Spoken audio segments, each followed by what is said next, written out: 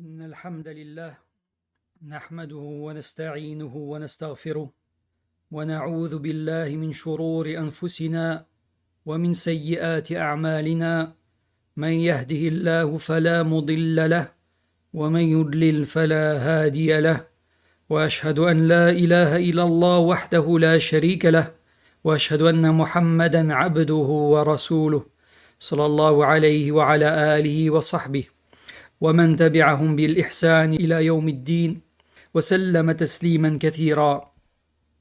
يا أيها الذين آمنوا اتقوا الله حق تقاته ولا تموتن إلا وأنتم مسلمون. يا أيها الناس اتقوا ربكم الذي خلقكم من نفس واحدة وخلق منها زوجها وبث منهما رجالا كثيرا ونساء واتقوا الله الذي تساءلون به والأرحام إن الله كان عليكم رقيبا. يا أيها الذين آمنوا اتقوا الله وقولوا قولا سديدا يصلح لكم أعمالكم ويغفر لكم ذنوبكم ومن يطع الله ورسوله فقد فاز فوزا عظيما. أما بعد فإن أصدق الحديث كتاب الله وخير الهدي هدي محمد صلى الله عليه وسلم وشر الأمور محدثاتها وكل محدثة بدعة وكل بدعة ضلالة. أما بعد. بفضل الله تعالى, nous continuons cette série de cours consacrés à l'étude de la quarantaine de hadiths qui ont été rapportés par l'imam An-Nawawi rahimahullah dans son œuvre qui est connue, avec l'explication du Cheikh Suleyman al-Ruhayli hafidhahullah. Et dans ce qui a précédé, nous avons vu le hadith numéro 9, donc on l'a terminé la semaine dernière. Aujourd'hui, bi'idhnillahi ta'ala, nous allons commencer le hadith numéro 10, en sachant que donc là on va faire la première partie du hadith. En ce qui concerne la seconde, on la fera la semaine prochaine, bi'idhnillahi ta'ala. Donc dans celui-ci, l'imam An-Nawawi rapporte عن أبي هريرة رضي الله عنه قال قال رسول الله صلى الله عليه وسلم إن الله طيب لا يقبل إلا طيبا وإن الله أمر المؤمنين بما أمر به المرسلين قال تعالى يا أيها الرسل كلوا من الطيبات واعملوا صالحا وقال يا أيها الذين آمنوا كلوا من طيبات ما رزقناكم ثم ذكر الرجل يطيل السفر أشخث أغبر يمد يديه إلى السماء يا ربي يا ربي ومطعمه حرام ومشربه حرام وملبسه حرام وغذي بالحرام فأنى يستجاب لذلك رواه مسلم. Donc dans ce hadith, Abu Huraira, qu'Allah soit satisfait de lui, a dit, le messager d'Allah sallallahu alayhi wa sallam a dit, certes Allah est bon et il n'accepte que ce qui est bon. Et il a ordonné aux croyants ce qu'il a ordonné aux envoyés. Il, Ta'ala, a dit, ô messager, mangez des choses qui sont bonnes et accomplissez des œuvres pieuses. Et il a dit, ô vous qui croyez, mangez des bonnes choses que nous vous avons attribuées. Puis il mentionna l'homme qui accomplit un long voyage, se retrouvant les cheveux ébouriffés et couverts de poussière, levant ses mains vers le ciel et invoquant « Ô Seigneur, alors que sa nourriture est illicite, sa boisson est illicite, son vêtement est illicite, et il a été nourri de l'illicite. Comment donc serait-il exaucé ?» Rapporté par Muslim. Naam. Donc ce hadith est un hadith immense qui contient plusieurs règles de notre religion. Et il fait partie des hadiths que l'imam Abu Daoud, rahimahullah, a compté parmi les 4 hadiths sur lesquels reposent les hadiths fondamentaux, ceux qui englobent les règles de l'islam. Naam. Et donc celui-ci a été rapporté par Muslim, comme l'a mentionné An-Nawawi, rahimahullah, Et il a également été rapporté par l'imam al-Tirmidhi. Rahimahumullahu jami'an. Naam. Et dans celui-ci, donc, le prophète sallallahu alayhi wa sallam a dit: certes, Allah est bon et il n'accepte que ce qui est bon. Donc il a commencé en disant: Inna Allah tayyibun la yaqbalu illa tayyiba. Donc Allah est bon et il n'accepte que ce qui est bon. Donc c'est-à-dire Allah, notre Seigneur, subhanahu wa ta'ala, est bon. Tayyib, c'est-à-dire qu'il est parfait, qu'il est exempt de toute imperfection et de tout défaut. Et il est bon, wa tayyibun fi dhatihi, il est bon dans son essence. Il est exempt de toute imperfection et de tout défaut.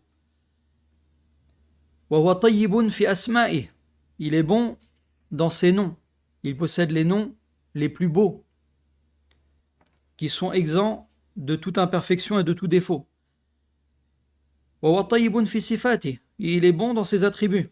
Il possède les attributs parfaits. Et il est exempt de toute imperfection et de tout défaut dans ses attributs. Et il est bon également dans ses actes. Il n'est pas questionné sur ce qu'il fait. Et il est exempt de tout défaut et de toute imperfection dans ses actes.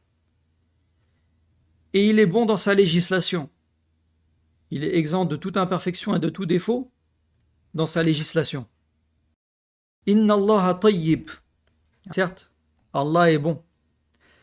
Ici, les gens de science ont divergé sur est-ce que At-Tayyib c'est un nom d'Allah ou est-ce ici un attribut ou une information qui est venue au sujet d'Allah subhanahu wa ta'ala. Et pour chacune de ces trois possibilités, il y a des savants qui ont penché vers celle-ci. Certains ont dit c'est un nom d'Allah. Ainsi on affirme pour Allah qu'il est At-Tayyib, qu'il est le bon. Et on lui applique donc les règles des noms. Donc à savoir, parmi ce que cela implique, c'est qu'on peut en déduire un attribut, car les noms d'Allah subhanahu wa ta'ala, ce ne sont pas des simples appellations dénuées de sens. Ce sont des noms qui renferment des significations et on déduit à partir d'eux un attribut.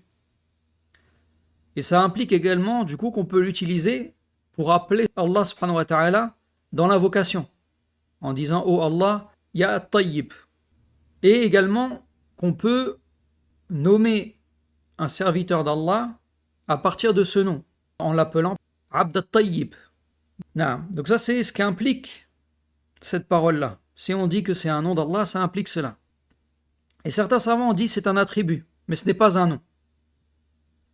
Donc on lui applique les règles qui sont propres aux attributs.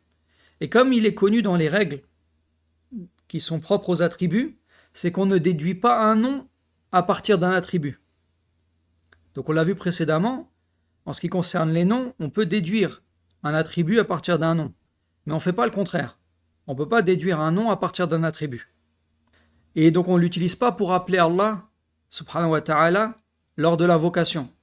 De la même manière qu'on ne peut pas du coup nommer quelqu'un Abd at-Tayyib. On ne peut pas l'utiliser pour nommer quelqu'un. Puisque donc, pour ceux qui sont de cet avis, ce n'est pas un nom parmi les noms d'Allah. Donc là ici le cheikh a mentionné ces deux avis avec ce que ça implique par rapport aux règles qui sont liées aux noms et aux attributs. Et certains ont dit c'est une information. Et l'information, elle est plus générale que les noms et les attributs. Donc on ne lui applique pas les règles qui sont propres aux noms et aux attributs. Donc à ce moment-là, pareil, on ne va pas l'utiliser pour nommer quelqu'un, on ne va pas l'utiliser pour appeler Allah subhanahu wa ta'ala dans les invocations. Et en ce qui concerne l'avis du shir, donc lui, il penche pour dire que c'est un attribut, que ce n'est ni un nom, ni une simple information au sujet d'Allah, mais que c'est un attribut, puisqu'ici Allah subhanahu wa ta'ala, donc il a été décrit comme étant tayyib. Et le prophète sallallahu alayhi wa sallam donc a dit Inna Allah tayyib la yaqbalu illa tayyiba. Donc Allah est bon et il n'accepte que ce qui est bon. La négation de l'acceptation fait qu'Allah n'accepte pas. Dans les textes de la législation, il peut y avoir trois significations. Quand on dit que Allah n'accepte pas, ou que la négation de l'acceptation elle est venue dans les textes, cela peut prendre trois sens. Il y a trois significations. La première signification, c'est le rejet de l'acte et son annulation. C'est-à-dire que l'acte qui a été qualifié en disant que Allah ne l'accepte pas, ça veut dire qu'il est rejeté et qu'il est invalide. Et l'exemple de cela, comme dans la parole du prophète, sallallahu alayhi wa sallam, La yaqbalu Allahu salata ahadikum idha ahdatha hatta yatawadda. Donc dans le hadith, le prophète, sallallahu alayhi wa sallam, a dit Allah n'accepte pas la prière de celui qui est en état d'impureté jusqu'à ce qu'il fasse ses ablutions. Et c'est un hadith qui est rapporté par Al-Bukhari et Muslim. Donc c'est-à-dire que si une personne prie sans être en état d'ablution, alors qu'elle est capable de faire ses ablutions, Allah rejette sa prière et elle n'est pas du tout valide. Donc ça c'est le premier sens, c'est que l'acte en lui-même, il est invalide. Le deuxième sens, la deuxième signification, c'est l'absence de rétribution pour l'acte. C'est-à-dire que la personne, elle ne sera pas récompensée pour cet acte. Donc c'est-à-dire que l'acte en lui-même, il n'est pas rejeté, mais la personne n'est pas récompensée pour celui-ci. Et c'est quoi la différence? C'est que ça veut dire que au niveau de la responsabilité religieuse, la personne, elle en est dégagée. Elle est dégagée de cette responsabilité religieuse. Mais elle ne reçoit aucune récompense. Et parmi les exemples que le cheikh a cités, il dit, il y a la parole du prophète, sallallahu alayhi wa sallam, Man ata arrafan fasa'alahu an shay, lam tuqbal lahu salatun arba'ina layla.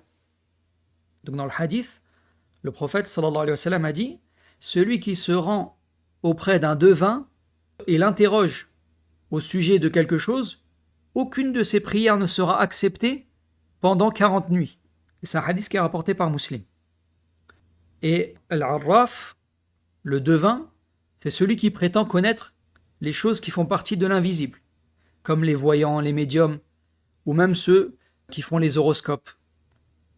Donc ainsi, si une personne se rend auprès d'un devin pour lui demander quelque chose, lui demande quelque chose qu'il a perdu, ou de savoir quelque chose par rapport à l'invisible, alors, s'il se contente de le questionner, aucune de ses prières ne sera acceptée pendant 40 jours.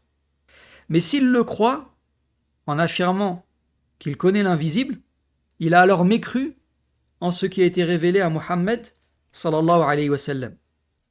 Donc là, il faut faire attention dans ce hadith, il y a deux cas de figure. Il y a le fait de le questionner et il y a le fait de le croire dans ce qu'il va mentionner. Le fait de le croire, c'est encore plus grave. Là, c'est de la mécréance. Et celui qui le questionne, à ce moment-là, ses prières, elles ne sont pas acceptées pendant 40 jours. Et ici, le sens de aucune de ses prières ne sera acceptée pendant 40 nuits et qu'il ne sera pas récompensé pour elle. Ainsi, par exemple, donc il fait salat dhur, il prie la prière de dhur, sa responsabilité s'en trouve dégagée. On ne lui dit pas qu'une fois que les 40 nuits seront passées, il devra rattraper les prières, etc. Non, sa prière en soi, elle est valide, dans le sens où sa responsabilité, elle en est dégagée. Il s'est acquitté de son obligation. Mais il ne reçoit pas de récompense pour la prière de dhur.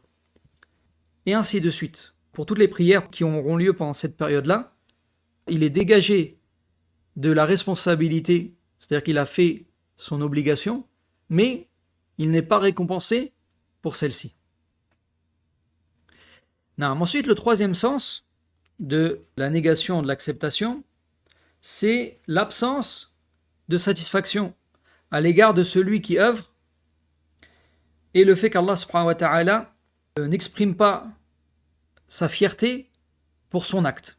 C'est-à-dire que Allah subhanahu wa ta'ala, donc qui est notre Seigneur, qui est le créateur de toutes choses, qui nous a créés et qui nous a honorés par de nombreux bienfaits et qui nous a facilité l'adoration, Allah subhanahu wa ta'ala, il peut être satisfait de celui qui l'adore et il peut même exprimer aux anges la fierté qu'il a pour ses serviteurs.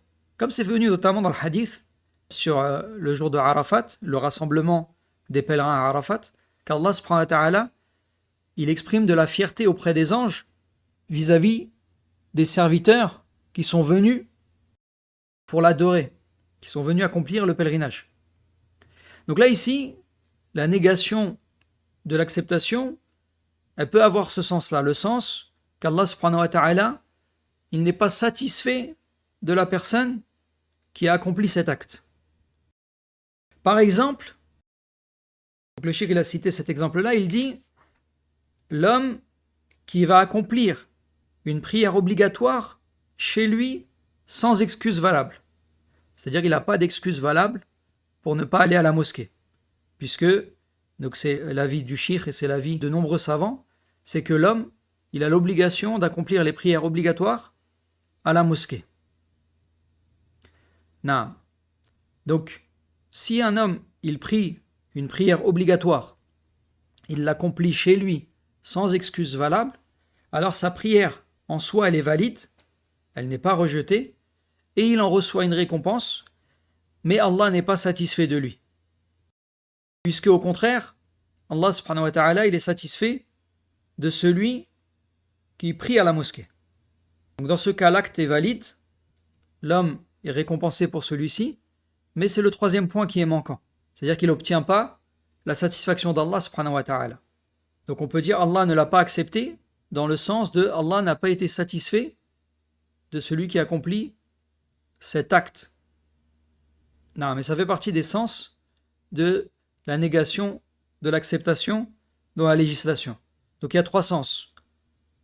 Le fait de dire que l'acte en lui-même, il est complètement rejeté et invalide. Et donc à ce moment-là, si c'est quelque chose d'obligatoire, ça veut dire que la personne, elle doit le recommencer. Le deuxième sens, c'est que la personne, elle n'en est pas récompensée. C'est-à-dire que l'acte en lui-même, il est valide. Donc elle est déchargée de la responsabilité si c'est une obligation. Mais elle n'en reçoit aucune récompense. Et le troisième sens, c'est que donc l'acte en soi, il va être valide. L'homme, il va en recevoir une récompense. Mais Allah subhanahu wa ta'ala ne sera pas satisfait de lui par cet acte. Et le cheikh, il a cité un autre exemple. Les savants sont unanimes pour dire que celui qui accomplit le hajj, donc le pèlerinage, avec de l'argent qui est illicite, de l'argent qui est haram, son pèlerinage, il n'est pas accepté. Mais ici, ils ont divergé sur le sens de n'est pas accepté. Qu'est-ce que ça veut dire? Certains, parmi les savants, ont dit cela signifie que son acte est rejeté complètement. Et donc sa responsabilité, elle n'est pas dégagée. Ça veut dire qu'il doit encore faire son pèlerinage obligatoire. Donc selon cet avis-là, celui qui a accompli son pèlerinage obligatoire avec des biens illicites, son pèlerinage est nul, il n'est pas valide. Et l'obligation reste dans sa responsabilité. Et ils ont dit car l'argent fait partie de ce qui est fourni pour le pèlerinage comme effort. Puisque le pèlerinage, donc, c'est une adoration à la fois corporelle et financière. Donc c'est-à-dire que à la fois les efforts physiques qui sont fournis dans le pèlerinage, donc c'est une partie de l'adoration, mais en même temps les efforts financiers qui sont mis en place, qui sont fournis pour cette adoration. Et tant que le bien donc est illicite, Allah subhanahu wa ta'ala ne l'accepte pas. Et donc certains ont dit que ici le sens que son pèlerinage il n'est pas accepté, c'est Allah subhanahu wa ta'ala, il ne va pas le récompenser pour ce pèlerinage. Donc c'est-à-dire que son pèlerinage en lui-même il est valide, donc sa responsabilité elle en est dégagée, il n'a pas besoin de refaire le pèlerinage s'il l'a jamais fait. Donc l'obligation elle est levée, mais il n'aura aucune récompense. Et d'autres ont dit que cela signifie qu'en soi le pèlerinage il est valide, que l'homme en sera récompensé, mais qu'Allah n'est pas satisfait de lui pour cet acte. Donc ainsi les trois avis ont été exprimés à propos du pèlerinage accompli avec des biens illicites. Et l'avis du cheikh, en ce qui concerne cette question, il dit que le plus juste selon lui, c'est le troisième avis. C'est le fait de dire que son pèlerinage est valide, que sa responsabilité s'en trouve donc dégagée, et qu'il sera récompensé dans la mesure vertueuse de son acte, mais Allah subhanahu wa ta'ala ne sera pas satisfait de lui. Et il ne fait aucun doute que son pèlerinage n'est pas un hajj mabrour. Donc comme c'est venu dans le hadith, le prophète sallallahu alayhi wa sallam a dit le hajj mabrour n'a pas d'autre récompense que le paradis. Et les savants expliquent que le hajj mabrour, c'est celui qui est accompli correctement, en respectant les piliers et les obligations du pèlerinage, tout en étant dénué de péché et de perversion. Donc ici, celui qui a financé son pèlerinage avec des biens illicites, son pèlerinage ne peut pas être un hajj mabrour. Et Allah subhanahu wa ta'ala n'est pas satisfait de lui dans ce pèlerinage. Non. Donc ça, c'est l'exemple que le Cheikh a cité pour montrer les différentes significations de la négation de l'acceptation en ce qui concerne les œuvres. Non. Et donc ici, le prophète sallallahu alayhi wa sallam a dit, à la suite de cela, il dit « La yaqbalu illa tayyiba ». Donc Allah est bon et il n'accepte que ce qui est bon. Et ici, dans la formulation, notre prophète, sallallahu alayhi wa sallam, n'a pas restreint ce qui est accepté à un domaine particulier. Il n'a pas dit, par exemple, Allah subhanahu wa ta'ala n'accepte que les biens qui sont bons. Mais il a dit, de manière absolue, il n'accepte que ce qui est bon, afin que cela soit général et englobant. Donc ça veut dire que ce jugement-là, il rentre dans tout. Donc il inclut les paroles. Allah subhanahu wa ta'ala n'accepte que la parole qui est bonne. Et la bonne parole, elle peut être de deux sortes. Il y a celle qui est bonne par essence, qui est bonne en elle-même, et il y a celle qui est bonne par l'intention de celui qui la prononce. C'est-à-dire qu'à la base, c'est une parole ordinaire, mais l'intention qui a été mise dans celle-ci la rend bonne. Donc celle qui est bonne par essence, qui est bonne en elle-même, c'est toutes les paroles qui sont légiférées, comme la lecture du Coran, les adhkar, les formules d'évocation, celles qui sont venues dans la prière, comme celles qui sont venues en dehors de la prière, ou le salam qui est adressé aux croyants. Ça rentre dans les bonnes paroles qui sont bonnes par essence, qui sont bonnes en elles-mêmes. Et les paroles qui sont bonnes par l'intention de celui qui la prononce, donc comme je l'ai mentionné, il se peut qu'à la base c'est une parole ordinaire, mais celui qui l'a dit vise par cela un but louable, et alors elle devient bonne et Allah subhanahu wa ta'ala l'accepte parmi les bonnes paroles. Par exemple, donc le cheikh il a cité cet exemple, il a dit par exemple tu vas visiter ton frère afin de lui apporter de la joie. Ton intention, c'est de faire entrer la joie dans le cœur de ton frère. Donc tu t'assois avec lui et tu parles avec lui et tu as des propos ordinaires. Mais avec cette intention, donc l'intention d'entrer la joie dans son cœur ou de dissiper sa tristesse, alors ça devient de bonnes paroles et Allah subhanahu wa ta'ala les accepte. Non. Et dans le verset, Allah subhanahu wa ta'ala a dit وَهُدُوا إِلَى الطَّيِّبِ مِنَ الْقَوْلِ. Donc selon la traduction des sens du verset, et ils furent guidés vers la bonne parole. Et parmi les plus précises explications qui sont venues concernant ce verset, c'est ils furent guidés dans ce bas monde à la bonne parole. Alors, ils seront guidés dans l'au-delà vers le lieu de la bonne parole. Ainsi donc, celui dont la parole est bonne dans ce monde, la parole sera en sa faveur dans l'au-delà. Naam. Donc ça c'est la première chose, c'est que quand le prophète sallallahu alayhi wa sallam a dit Allah n'accepte que ce qui est bon, donc ça comporte les paroles. Ça comporte aussi la croyance. Allah subhanahu wa ta'ala n'accepte que la bonne croyance. Et la bonne croyance est celle de Muhammad sallallahu alayhi wa sallam, celle qui nous a transmis, celle sur laquelle les compagnons radiallahu anhum, sont unanimes. Et ainsi Allah n'accepte que la croyance qui est authentique, celle de Muhammad, sallallahu alayhi wa sallam, et qui fut comprise par les compagnons du messager d'Allah, sallallahu alayhi wa sallam. Et toute croyance qui contredit la sunna ou qui contredit le consensus des compagnons, Allah subhanahu wa ta'ala ne l'accepte pas. Naam, toute croyance qui contredit la sunna, comme la croyance des Ash'arites, qui est venue des siècles, il y en a Abul Hassan al-Ash'ari, qui est venu des siècles après les compagnons. Il est inconcevable que les compagnons du prophète, sallallahu alayhi wa sallam, et les premières générations de croyants qui ont appris la bonne croyance d'eux, c'est inconcevable qu'ils soient dans un égarement pendant des siècles et que la vérité vienne des siècles après eux par le biais d'une personne, en sachant que Abul Hassan al-Ash'ari lui-même, il s'est repenti, il est revenu de cette croyance. Dans son dernier livre, Al-Ibana, où il a mentionné qu'il revenait à la croyance de l'imam Ahmed, à la croyance des gens de la Sunna. Donc ceux qui s'accrochent à ce qui lui est attribué, ils s'accrochent en réalité à quelque chose dont lui-même il s'est repenti. Donc cette croyance qui est innovée, qui arrive des siècles après ce sur quoi étaient les compagnons, elle ne peut pas être la vérité. Et par conséquent, Allah subhanahu wa ta'ala ne l'accepte pas. Mais Allah n'accepte que ce qui est bon.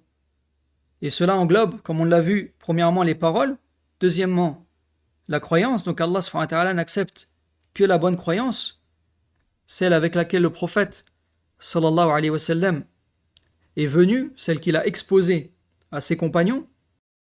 Cela comporte également les actes. Allah subhanahu wa ta'ala n'accepte que les œuvres qui sont bonnes.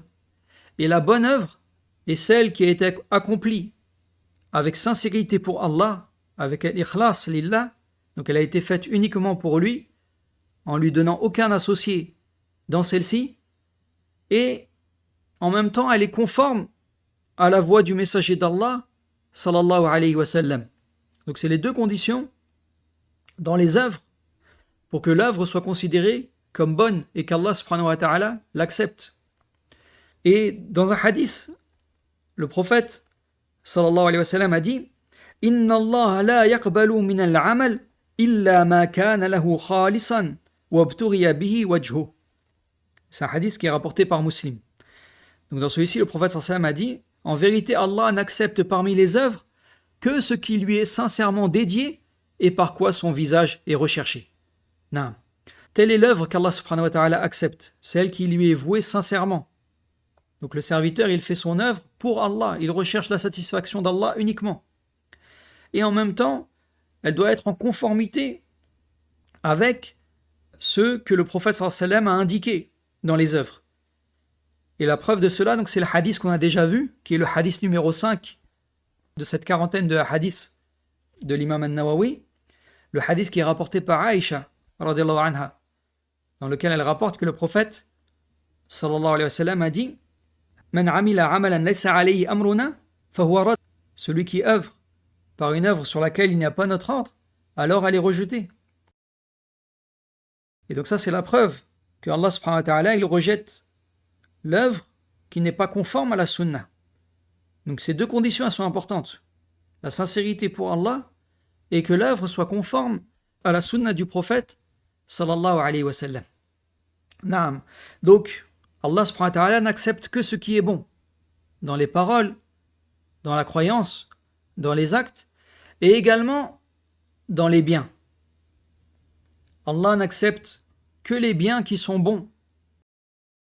Et le prophète sallallahu alayhi wa sallam a dit dans un hadith dans lequel il parlait de l'aumône, as-sadaqa, il a dit: Wala yaqbalu Allahu illa at-tayyib. Et Allah n'accepte que ce qui est bon. Et c'est un hadith qui est rapporté par Muslim. Je rectifie une chose, dans le hadith précédent, celui dans lequel le prophète sallallahu alayhi wa sallam a dit: en vérité, Allah n'accepte parmi les œuvres que ce qui lui est sincèrement dédié et par quoi son visage est recherché. j'ai fait une erreur, ce n'est pas un hadith qui est rapporté par Muslim, mais il est rapporté par An-Nasa'i. Et Sheikh Al-Albani donc l'a jugé bon dans As-Silsila As-Sahiha. Non, je me suis trompé ici. Ce hadith-là, il n'est pas rapporté par Muslim, il est rapporté par An-Nasa'i. Et Sheikh Al-Albani donc l'a jugé bon. Non. Pour revenir donc là sur les biens, donc Allah subhanahu wa ta'ala n'accepte dans les biens que ce qui est bon. Donc là, ce hadith, dans lequel le prophète sallallahu alayhi wa sallam parle de l'aumône, et il dit Wala yaqbalu Allahu illa tayyib. Donc celui-ci, il est rapporté par Muslim. Et Allah n'accepte que ce qui est bon. Ainsi, Allah n'accepte que le bien qui est bon. Et le bien qui est bon, c'est-à-dire que c'est à la fois quelque chose en lui-même, c'est quelque chose de bon, c'est-à-dire que c'est pas quelque chose, c'est une chose qui est interdite ou que c'est une chose qui possède des méfaits. Et cette chose-là, elle est bonne de par son essence, et en même temps, elle a été acquise de manière licite. Non, la chose qui va être mauvaise, ça peut être une chose qui en soi, elle est bonne, mais elle a été acquise de manière illicite.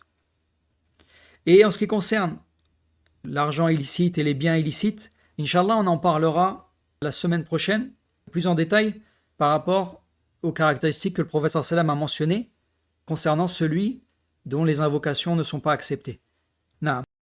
Ici, notre prophète, sallallahu alayhi wa sallam, il nous informe qu'Allah subhanahu wa ta'ala, notre Seigneur, notre Créateur, il est bon, et il n'accepte de nous que ce qui est bon. C'est pourquoi le véritable enjeu, ce n'est pas que tu agisses n'importe comment, ou que tu agisses en multipliant les œuvres comme ça, mais c'est que tes œuvres soient acceptées. Naam. Donc là, ici, dans ce hadith, on voit la notion d'acceptation des œuvres et du fait, par conséquent, que les œuvres peuvent être rejetées. C'est pourquoi nous devons nous efforcer de faire en sorte que nos œuvres soient bonnes, que nos paroles soient bonnes, que notre croyance soit bonne et que nos biens matériels soient bons. Naam. Ensuite, le prophète sallallahu alayhi wa sallam a dit dans le hadith Wa inna Allah amara al-mu'minin bima amara bihi al-mursalin. Et Allah a ordonné aux croyants ce qu'il a ordonné aux messagers. Ainsi, les communautés sont chargées de ce dont les messagers ont été chargés. Et cela fait partie de ce sur quoi les messagers sont tous unanimes, à savoir l'ordre de manger des choses qui sont bonnes, des choses qui sont licites, et de remercier Allah pour ces bonnes choses. Non, ça c'est quelque chose qui est présent chez tous les messagers, dans toutes les législations. Le fait de manger des bonnes choses et de remercier Allah subhanahu wa ta'ala pour ces bonnes choses. Et donc après, le prophète sallallahu alayhi wa sallam, il a cité deux versets. Ya ayyuhar rusul kulu min at-tayyibat wa'amalu saliha. Ô messagers, mangez des choses qui sont bonnes et accomplissez des œuvres pieuses. Et dans le second verset, Allah subhanahu wa ta'ala a dit Ya ayyuhalladhina amanu kulu min at-tayyibati ma razaqnakum washkuru lillah. Ô vous qui croyez, mangez des bonnes choses que nous vous avons attribuées et remerciez Allah. Donc les savants ont dit que l'ordre est le même dans les deux versets et que le sens de washkuru lillah et remercier Allah, c'est accomplissez de bonnes œuvres. Car le prophète sallallahu alayhi wa sallam a dit ici, et certes Allah a ordonné aux croyants ce qu'il a ordonné aux messagers. Et donc on comprend de cela que la plus grande forme de reconnaissance consiste à mettre le bienfait qu'Allah subhanahu wa ta'ala nous a donné, et parmi lesquels figurent les biens, de les mettre au service de l'obéissance d'Allah. C'est là la forme la plus élevée de ash-shukr, de la gratitude, du remerciement envers Allah subhanahu wa ta'ala. Et il ne fait aucun doute que la gratitude s'exprime par le cœur, en reconnaissant que le bienfait vient d'Allah, que c'est lui qui l'a accordé, que le mérite lui revient, et que toi tu ne possèdes ni puissance ni force, mais que c'est Allah subhanahu wa ta'ala qui t'a accordé ce bienfait. Et la gratitude, elle s'exprime par la langue, en faisant les éloges d'Allah, en le remerciant avec sa langue.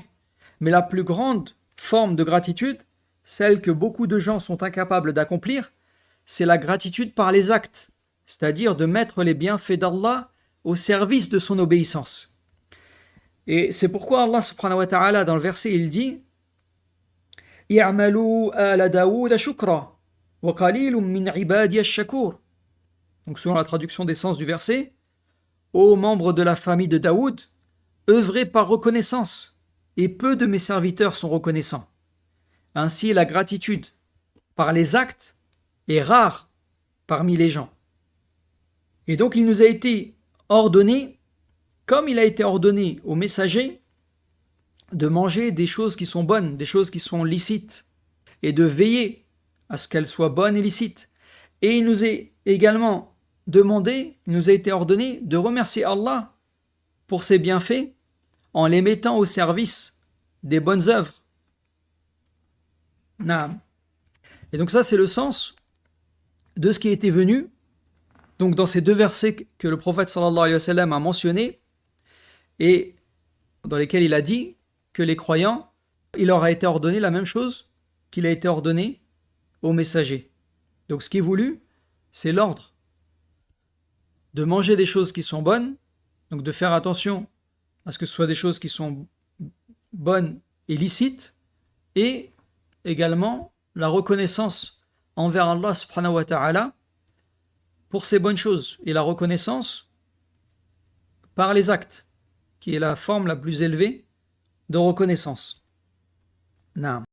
Et on va s'arrêter ici, Inch'Allah, pour le cours d'aujourd'hui, car après, dans la suite du hadith, donc c'est la partie où le prophète sallallahu alayhi wa sallam mentionne la situation d'un homme qui invoque Allah subhanahu wa ta'ala, mais dont la nourriture, la boisson et les vêtements sont illicites, et de ce fait, il n'est pas exaucé dans ses invocations. On va laisser ça pour la semaine prochaine, parce que là, ici, le cheikh il a mentionné beaucoup de choses sur les invocations. Donc on va consacrer le cours de la semaine prochaine sur les invocations. On va voir notamment les causes d'acceptation des invocations. On va voir les causes qui font que l'invocation elle est rejetée. On va voir également aussi le jugement et les situations concernant le fait de lever les mains dans l'invocation, comme c'est venu ici dans le hadith. Le prophète sallam il a mentionné que cet homme il levait les mains au ciel. Et donc on va mentionner Inch'Allah tout ça, et comme je le disais aussi précédemment, la partie sur ce qui concerne les biens illicites, on va détailler ça dans le cours de la semaine prochaine, bi'idhnillahi ta'ala. هذا والله أعلم وصلى الله على نبينا وسلم سبحانك اللهم بحمدك أشهد أن لا إله إلا أنت أستغفرك وأتوب إليك